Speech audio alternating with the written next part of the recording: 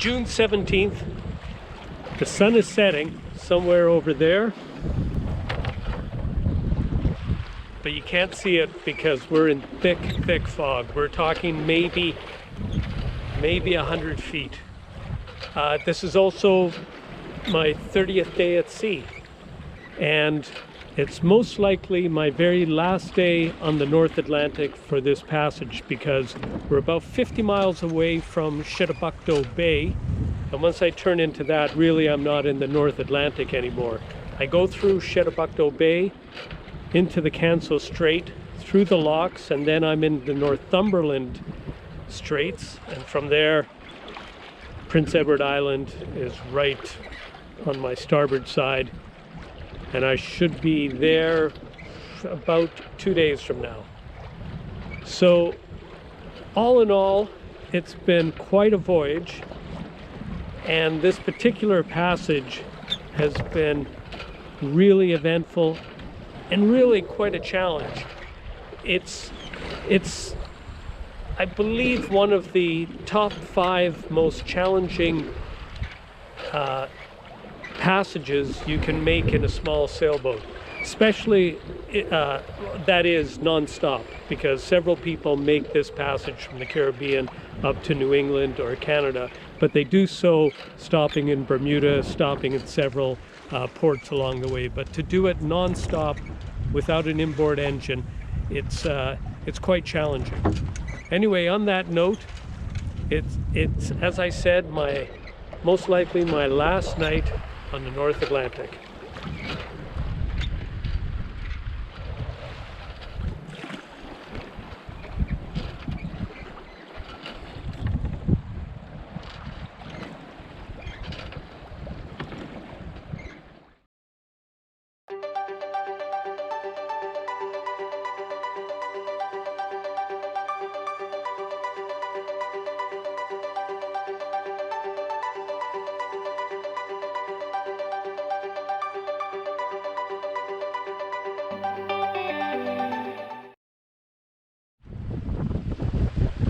June 18th. I've been at sea 31 days, and this should be the last day that I'm in the North Atlantic. Just off over my shoulder, you can't see it, is Canada, about 2 miles away.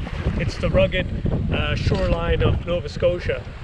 I can hear fog horns in the background. Visibility is about 150 feet, and I have 2 fishing boats within 5 miles of me that I can see on AIS. Also, I have seen a number of markers, fishing buoys in the water, so it's a heavily fished area, so I really need to have my A game.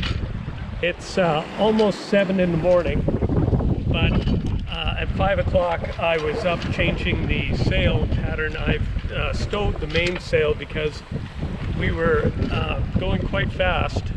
We were not in control anymore, and it was blanketing the jib, causing the jib to collapse. So I've removed it, and we're still making about 4 knots in what is probably 15 to 20 knots. I'll just show you the sails right now.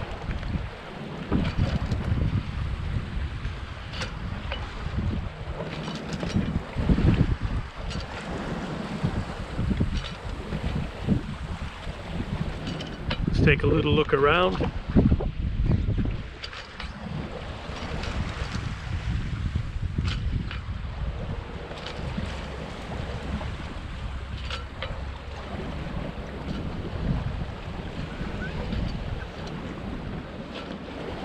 Now, sound travels really well in fog, and over in that direction that you were just looking, I can hear a big heavy diesel engine, and I'm not sure if it's a fish boat or if it's a truck ashore, because as I said, we're less than 2 nautical miles from the shoreline, but we are in fairly deep water, over 300 feet, and it is well marked with a lot of buoys because of the intricacies of the channels around here, but I can't see any of those buoys visually.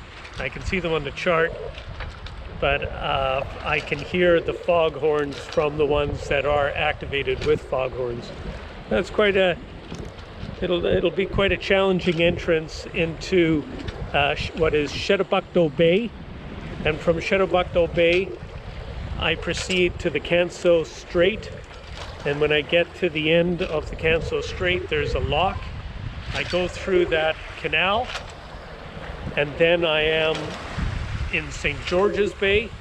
St. George's Bay leads to Northumberland Strait, and that's our goal, to get to the Northumberland Strait. It's going to be a fairly challenging 24 hours.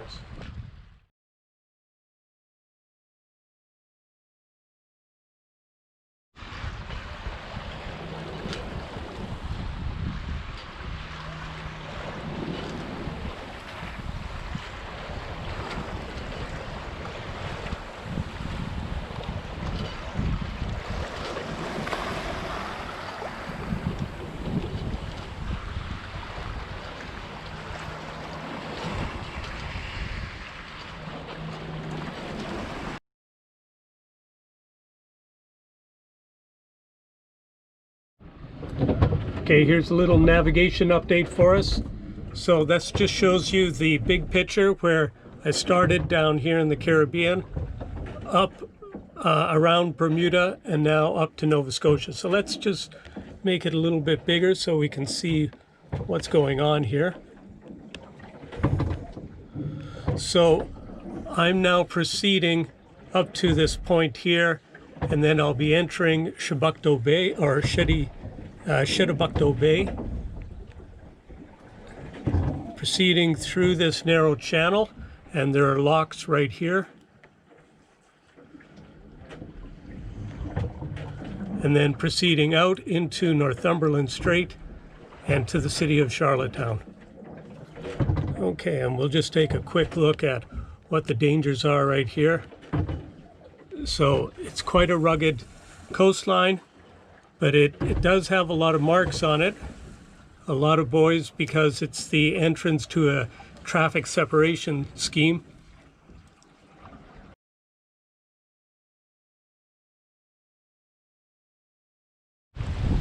Well, I'm in Charlottetown Bay, and I'm just passing a channel marker. Now, we had fog all night, and this marker, it has a fog horn and it's still activated. I'm going to get kind of close to it to see if the camera will pick up the sound.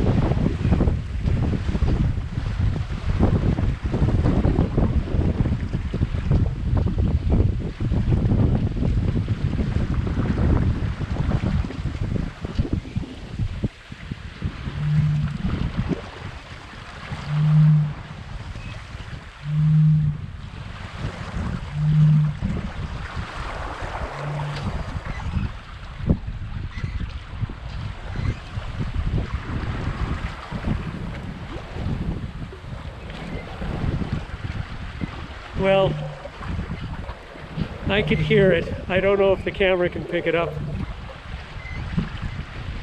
Next, we're on our way to the Canso Strait, and then when we get to the end of the Canso Strait, there's the Canso Canal.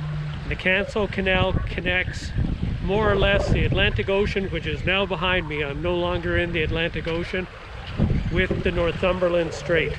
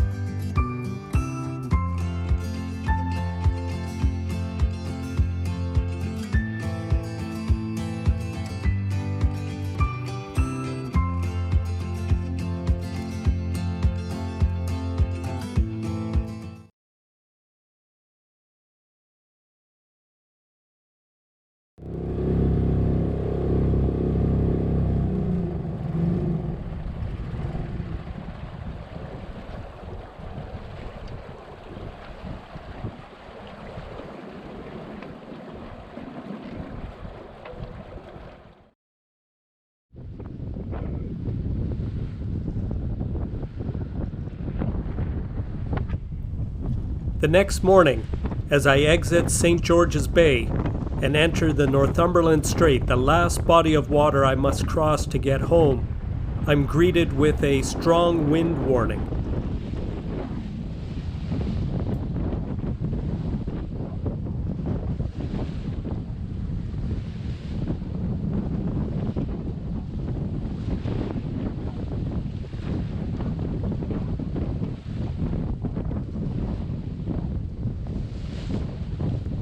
Wave Rover is beating to windward as she battles 25-knot winds.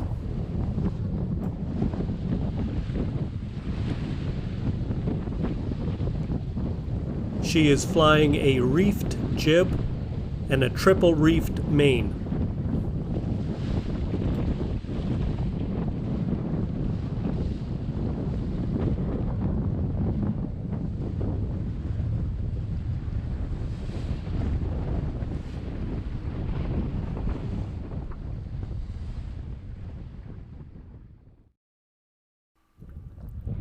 "12 hours later, the winds have abated, the seas have flattened, and Wave Rover is gliding at 3.5 to 4 knots.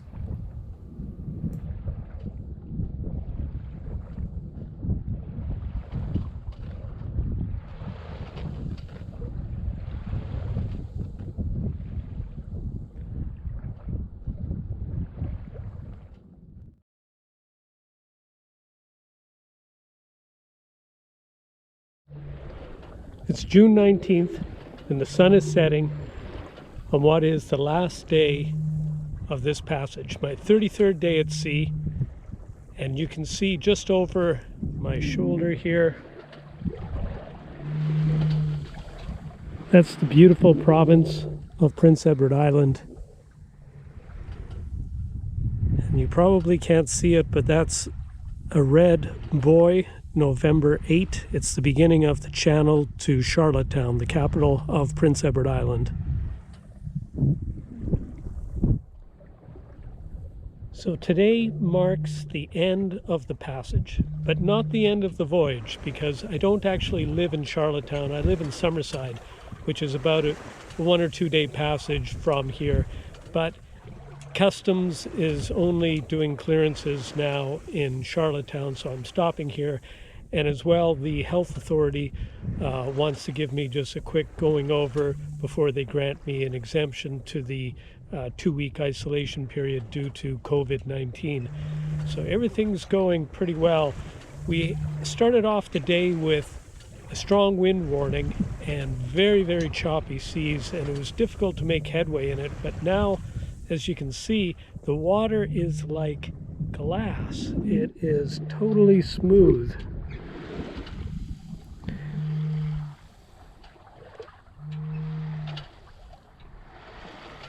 If you can hear in the background the foghorn from the buoy.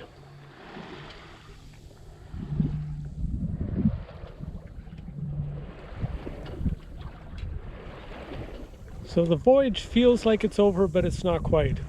But if I can just say a few words on it, it has been a huge challenge, this voyage.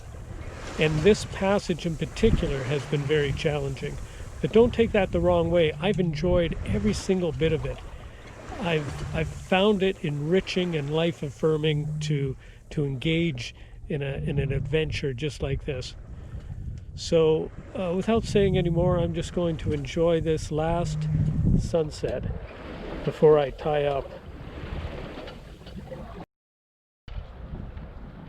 At 0400 Saturday morning, June 20th, Wave Rover ties up at the Charlottetown Yacht Club.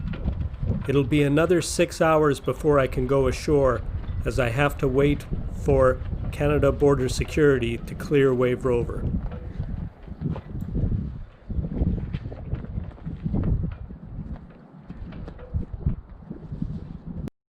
Two days later, Wave Rover is back in her home port of Summerside, tied up in the very same mooring from where she started a year earlier.